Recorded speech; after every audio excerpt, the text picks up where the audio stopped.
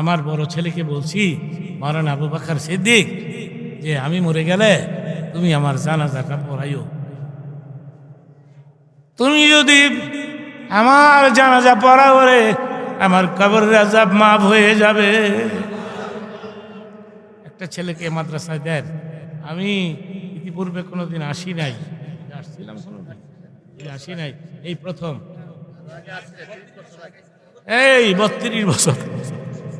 32 বছর আগে আমি আইছিলাম, আমার মনে শোনে নাই। এত বছর পরে আমার আল্লাহ আমাকে নিয়ে আসছেন। চিল্লায় বলেন আলহামদুলিল্লাহ। আমি আবার আসবো, হ্যাঁ আমি আবার আসবো, যতক্ষণ বেঁচে থাকি আসবো। টাকা পয়সা দেন আর না দেন, আসতেই থাকবো। আমি ওয়াজ করতে আসি নাই, আমি আসছি আপনাদেরকে দেখতে। বয়সের যন্ত্রণায় লম্বা লম্বা বয়ান আমি করতে পারি না। এটা আমার দোষ না, বয়সের দোষ। হিদায়াতের জন্যে বস্তা ভর্তি ওয়াজের কোনো দরকার নেই। আমি এখানে কোনো চুক্তি করে আসি নাই, কন্ট্রাক্ট করে আসি।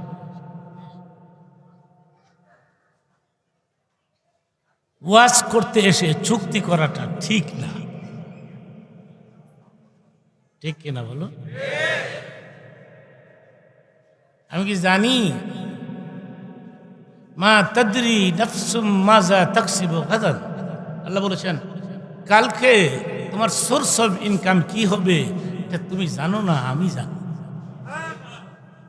এখানে আমারে হাদিয়া কি দেয় আল্লাহ কইতে, আমি জানি।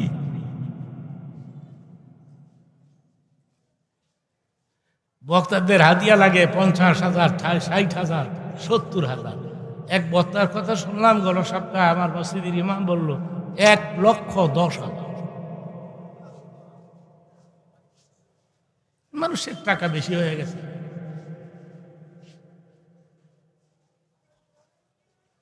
আমি আসছি আপনাদেরকে দেখতে। নরসিংদীর ভাইরা, আপনারা ভালো আছেন তো?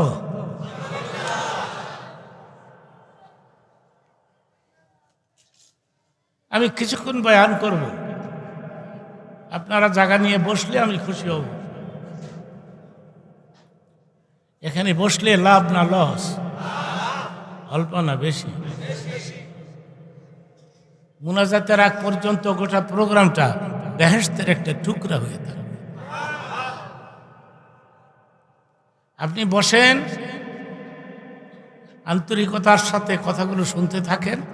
হতে পারে আমি বললাম এই প্রোগ্রাম সাক্ষী রইল কিয়ামতের দিন আপনার আজকের এই প্রোগ্রামটা নাজাতের ওসিলা হয়ে যাবে। সুবহানাল্লাহর সাথে কারো দুশমনি নাই তো? ভালো করে বলুন।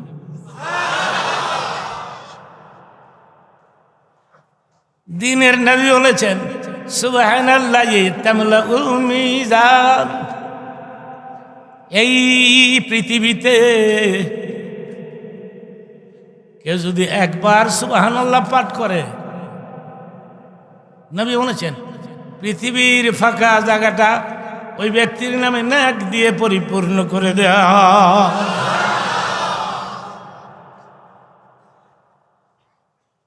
এই তাসবিহটা একটু বেশি বেশি করে পাঠ করবেন। সুবহানাল্লাহ, আলহামদুলিল্লাহ, বলুন বলুন সুবহানাল্লাহ, আলহামদুলিল্লাহ, লা ইলাহা। মিজানে ওজন ভারী হবে। মিজানে ওজন ভারী হলে ঠিকানা কোথায় হবে? আম্মা মান সাকুলাত মাওয়াজিনুহু ফাহুয়া ফি ঈশাতির রাদিয়া। ওজন যদি ভারী হয় ঠিকানা হবে জান্নাতে। চিৎকার মেরে বলেন সুবহানাল্লাহ।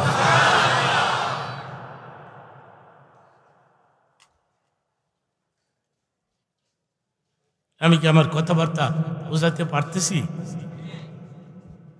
কষ্ট হচ্ছে না? চট্টগ্রাম ওয়াজ করতে গেলে চিটাগংয়ের লোকেরা যখন ওদের আঞ্চলিক ভাষায় কথা বলে আমার মনে হয় একটা যুদ্ধ শুরু হয়েছে, বুঝি না। আবার যদি সিলেট যাই, সিলেটের মানুষ যখন ওদের দেশীয় ভাষায় কথা বলতে থাকে, আমার মনে হয় আলাদা আরেকটা যুদ্ধ স্টার্ট হয়েছে। আচ্ছা, আধা মিনিটে বলে ফেলি। এই আজ থেকে 25 বছর আগে সম্ভবত সিলেট গেলাম জীবনের প্রথম ওয়াজ করতে। তখন তো আমার কণ্ঠ তাজা ছিল, এখন তো তাজা নাই।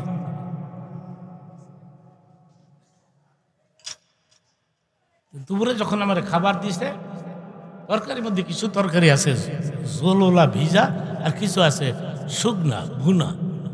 বাড়িওয়ালা তার দেশীয় ভাষা আমার কয়, শুকনা গু খাইতা না ভিজা গু খাইতা? আমি কই, কয় কি রে ভাই, সব আমি গু খাই। বেটা কি গু খাইতে কইছে? কইছে তরকারির শুকনাটা আগে খাইবা না ভিজাটা আগে? সেটা বাসায় এটা এভাবে হয়, শুকনা গুনা ভিজা গু কিথা খাইতা রে বা? খাইতা না নি? সিলেটের কোনো ভাই থাকলে রাগ করবেন না, কারণ এক দেশের বুলি আর এক দেশের নরসিংদী তো আমার এলাকা, নাকি অনেক দূরের থেকে আইছি আমি। সোনারগাঁ, সোনারগাঁ হলো আমার জন্মস্থান। আমার কথাবার্তা বুঝতে কষ্ট হচ্ছে? আমার দিকে নজর করে আছেন সবাই? একটা হাদিসের অর্থ করি, সুবহানাল্লাহ জোরে কম লাগবে এখন না, হাদিসটা শেষ হোক। হাদিস শরীফের মধ্যে আসছে, ওলামায়ে কেরামের চেহারার দিকে তুমি যতক্ষণ নেক নজরে তাকায় থাকবা, সগীরা গুনাহ মাফ হতে থাকবে। হুজুরদের চেহারার দাম কত দেখে। ইদানিং এক শ্রেণীর লোকেরা আমাদেরকে গালাগালি করে, কাঠ মোল্লা করে, আমাকে বলে কাঠ দিয়া বানাইছে। টুপি খুলা ফেলাইব, দাড়ি সাইসা ফেলাইব, হাত ভেঙে ফেলবে, পাও ভাঙবো। পাও ভাঙলে আমি হাঁটবো কেমনে? ঠিক কিনা বলো? রাজনীতি করি না, বুঝি না। রাজনীতি করলে কবে মন্ত্রী হইতাম মিয়া?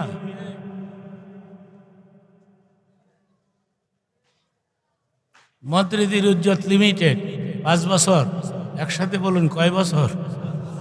আর হুজুরদের ইজ্জত আনলিমিটেড, এটা কন্টিনিউ করবে হাসরের মাঠ। আমাদের কাঠ মোল্লা কয়, মোল্লার দৌড় বলে মসজিদ পর্যন্ত, মসজিদের বাইরে বলে আমাকে দৌড় নাই, মসজিদের বাইরে আমাকে দৌড় নাই। নরসিংদীর বাইরে আপনারা চিল্লায় বলবেন, এই পৃথিবীতে সবচেয়ে উৎকৃষ্ট স্থান কোনটা? মোল্লার দৌড়। জায়গাটা ভালো না খারাপ? যে বেটা কয় নিজে অর্থ বুঝে না, এই মগা জোরে কোন কি?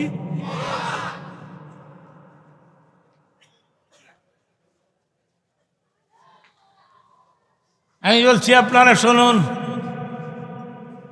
মোল্লার দৌড় শুধু মসজিদ নয়। এই কথাটা শুনলেও চিল্লে সুবহানাল্লাহ কেমন লাগবো? রেডি থাকবেন। মোল্লার দৌড় শুধু মসজিদ নয়, মোল্লার দৌড় জান্নাতুল ফেরদাউস পর্যন্ত।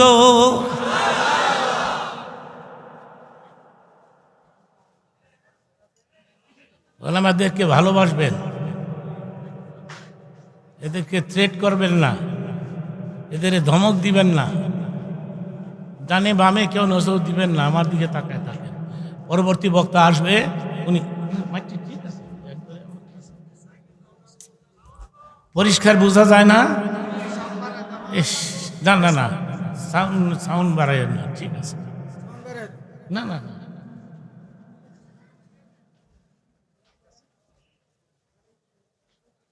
আমাকে কোনো ডিস্টার্ব করবেন না। ওলামাদেরকে ভালোবাসবেন, এদেরকে রেসপেক্ট করবেন, এদেরকে সম্মান করবেন, এদের সাথে ফ্রেন্ডশিপ গড়ে তুলবেন। বন্ধুত্ব। এদেরকে দেখলে দৌড়াই যাইয়া সালাম দিবেন, সালামের পরে মুসাফা করবেন, মুসাফার মধ্যে কিছু হাদিয়াও দিবেন, মাগনা মাগনা খালি মুসাফা দৈরা আবার যাতা দেয়, যাতা দেশ দেশ 20টা টাকা দিয়া যাতা দেয়। এই যে কত লোকেরা মুসাফা করলো, শুধু একটা লোক, আমি নাম বলবো, আমাকে 200 টাকা দিল, আর যত আছে খালি যাতাযাতি করো। তো কোন জায়গায় টাকা দিতে হবে এটাও তো শিখো নাই, ছাতা কিসের মুসলমান হয়েছে।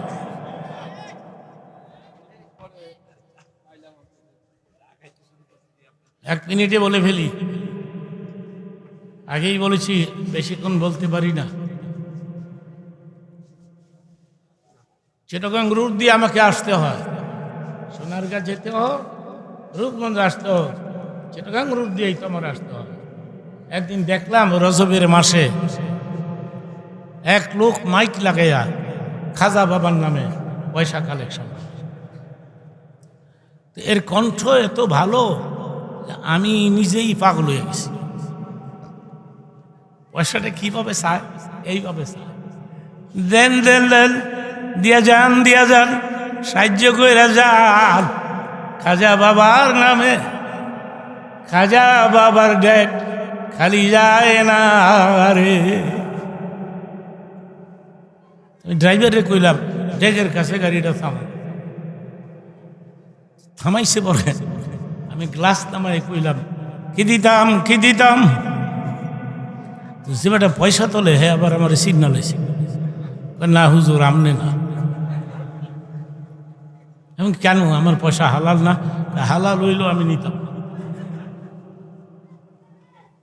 গাড়ি থামায়া থামায়া টাকা দিয়ে যায়, ঠিক কিনা বলো? 100, 200, 500, 1000। কোন জায়গায় পয়সা দিতে হবে এটাও তো শিখি নাই, কিসা তার মুসলমান হইল।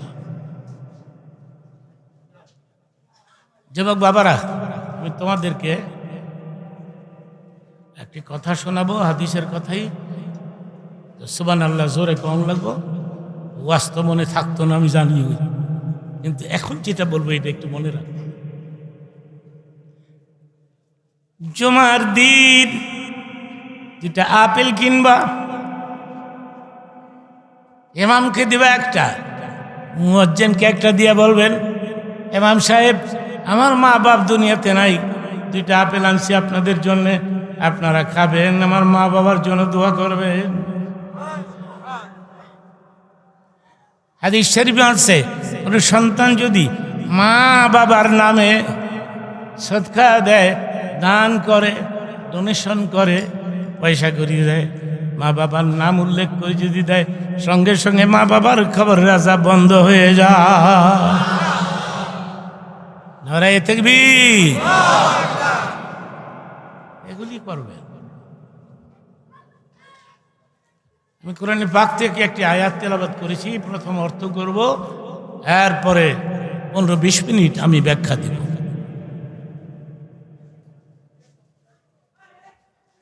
নাহনু নাযালনা যিকরা ওয়া ইন্না লাহু লাহাফিজুন। অর্থটা শোনেন, আল্লাহ বলেছেন কোরআন আমি নাজিল করেছি এবং এটাকে ধরে রাখার দায়িত্ব আমার হাতের মধ্যে আমি রেখে দিয়েছি। জোরে বলুন, কি দেশে আইলাম রে, সুবহানাল্লাহ কয়, জোরে বলুন সুবহানাল্লাহ।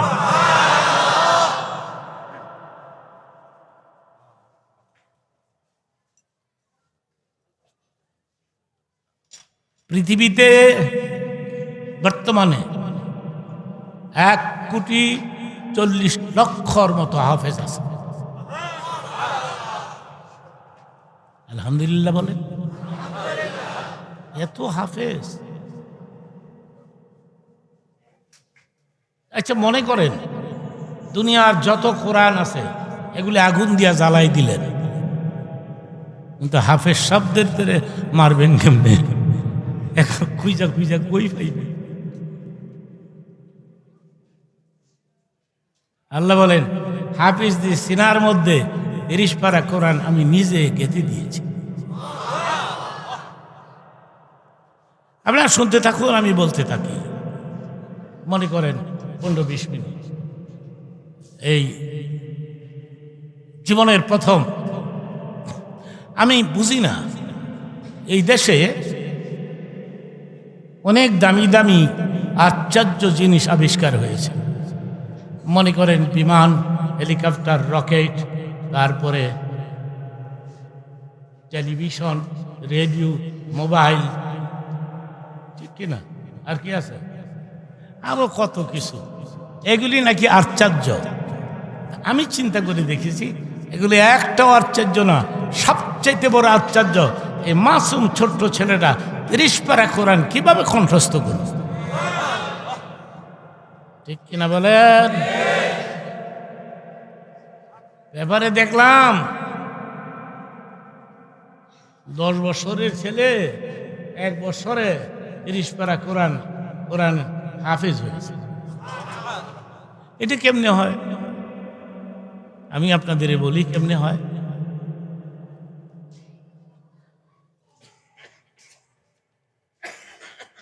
রাসূল আরবির উপরে কোরআন নাজিল করতে আসছেন জিবরাইল ফেরেশতা। তো গুহার মুখে দাঁড়ায়া জিবরাইল বলতেছেন, ইকরা ইয়া মুহাম্মদ, মুহাম্মদ আপনি পড়ুন। নবী বললেন, মা আনা বিকারিন, আমি পড়া জানি না, পড়তে জানি না। এবার চিল্লায় বলবেন, নবী কি মূর্খ? নাটা সবাই বলেছেন। আমি আবার প্রশ্ন করি, নবী কি মূর্খ? নবী হবেন পৃথিবীর সবচাইতে বড় শিক্ষিত।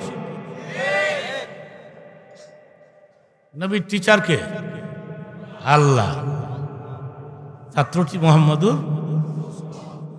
নবী বলেছেন, ফাআল্লামানি রাব্বি আহসানা তালিমি, আমার আল্লাহ নিজে আমাকে উন্নত মানের শিক্ষা প্রদান করেছেন।